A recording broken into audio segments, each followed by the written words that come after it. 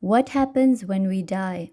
This existential question is fundamental for philosophers and the faithful in their journeys here in this physical realm. The Ikhwan Al-Safa write in their 29th epistle on the quiddity of the wisdom of death.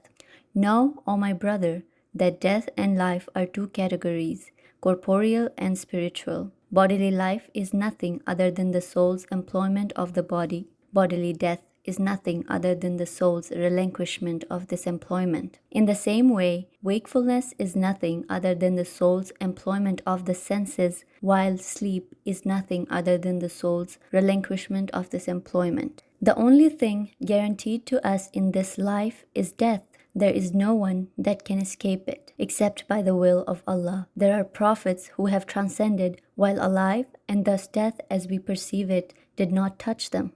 The Prophet Idris alayhi salam or Enoch ascended by the will of Allah. The Prophet Khizr alayhi salam in the Islamic traditions is believed to be immortal by the grace of Allah, and Muslims also believe that Prophet Isa alayhi salam or Jesus ascended to his origin rather than dying on the crucifix. But what about us? What is the purpose of life if it is nothing other than employment of the soul?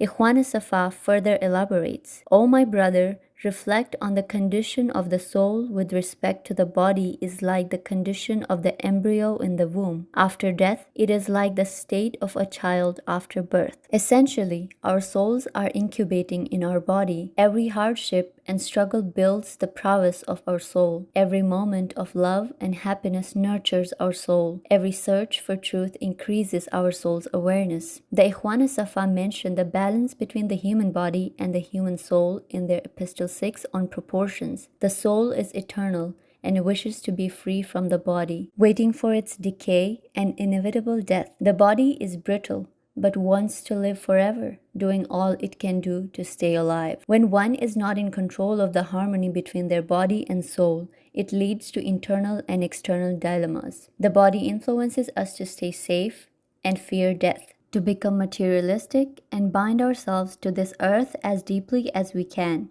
However, by the grace of Allah, death is promised to us. As the companion, trustee, and family of the Prophet Muhammad sallallahu alaihi wasallam, Hazrat Imam Ali ibn Talib alayhi salam said, "People are asleep. When they die, they will wake up." The Ikhwan Al-Safa believes that all that comes after death is wisdom and mercy. But remember, our souls are in a stage of growth and development. Ending this growth early by one's own will would interrupt this development. With each breath you take, you continue to exist and you move forward until the time prescribed by God for you is here. Until then, O my brothers and sisters, let us not fear death and transcend together.